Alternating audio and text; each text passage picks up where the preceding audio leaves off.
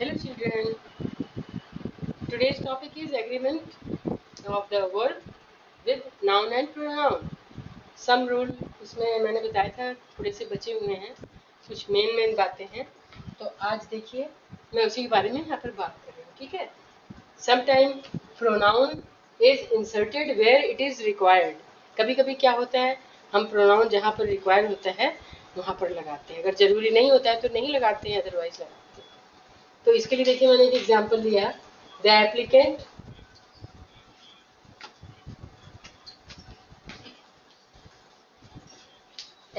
Being a house holder, जितने भी applicants हैं बीइंग अ हाउस होल्डर, जिनके इनके पास घर है, ठीक है, he is not entitled to vote. तो यहाँ पर देखिए इसका प्रोनाउन का यहाँ पर गलत यूज हुआ है, ठीक है। तो नहीं, गलत यूज नहीं है।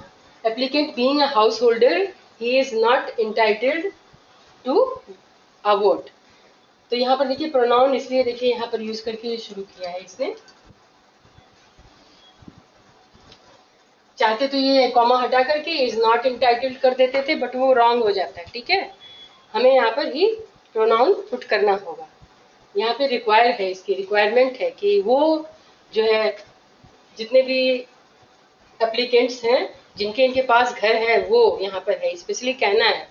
नहीं तो इस लगा करके उसको कॉमा हटा करके उसी में कंप्लीट कर देते, लेकिन वो रॉन्ग हो जाता है, ठीक है। ये फिर दूसरा रूल देखिए, नाउन और pronoun in the positive case, जब पॉजिटिव केस में हो तो should not be used as antecedent to relate pronoun as. देखिए, do not forget his enthusiasm who brought this movement so far.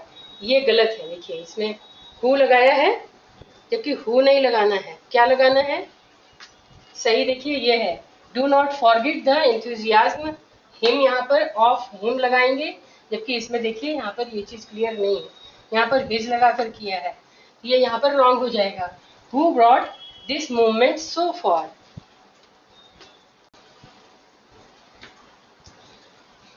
हाँ, तो इसमें ये देखिए एंथुजियाज्म ऑफ हिम करके यहाँ पर मैंने इसको करेक्ट किया है कि don't forget the enthusiasm of him who brought this movement so for. ये आपका करेक्ट है, ठीक है। अब ये एक और है, relative pronoun sometimes wrongly omitted. कभी कभी क्या होता है, जरूरी है लिखना बट आपने नहीं लिखा, छोड़ दिया कि अरे ये तो अंडरस्टूड है, लेकिन देखिए ऐसा नहीं होता। यहाँ देखिए he has an impudence would carry through anything. अब यहाँ पे इम्पुडेंस मीन्स क्या होता है, धृष्टता, ठीक है, या शेमलेस। तो यहाँ पर देखिए he has an impudence would carry through anything. अब यहाँ पर भी देखिए ये रॉन्ग है, मैंने इसलिए देखिए इसको लिख कर दिखाया कि कहाँ पर रॉन्ग है, अभी बता रहे हैं। ही हैज एन इम्पुडेंस, यहाँ पे देखिए दैट का यूज है, यहाँ पर क्या है, वुड का यूज है, इसलिए ये गलत है। ये यहाँ पर कंजंक्शन लगाना है आपको, ठीक है, would carry him through anything, ठीक है। अभी दो तीन और रूल्स बचे हैं, बता दें।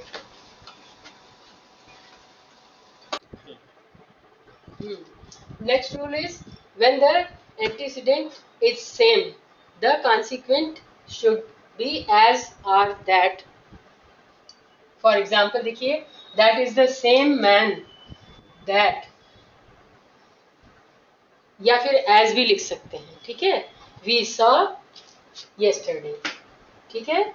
ऐसे ही दूसरा देखिए, I played with the same bat that you did, ठीक है। अब दूसरा है, pronoun of the third person plural should not be as antecedent to who and that. वो उसका एंटीसीडेंट हु और दैट नहीं होना चाहिए। जैसे दे और दैट, यहाँ पर दैट मीन्स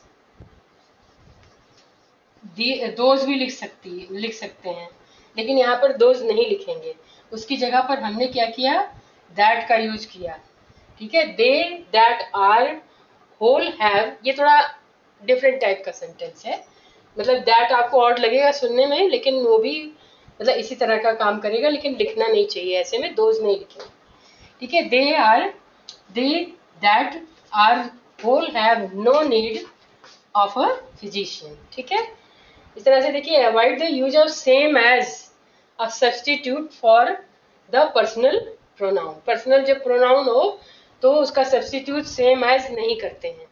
ठीक है, when you have examined these patterns please return them, not same, यानी please return them to us. ठीक है, that's all today. So this topic is end, and I will take new topic, my new video. Till then, subscribe our channel Alpha Tutorial 888 and like and comment also.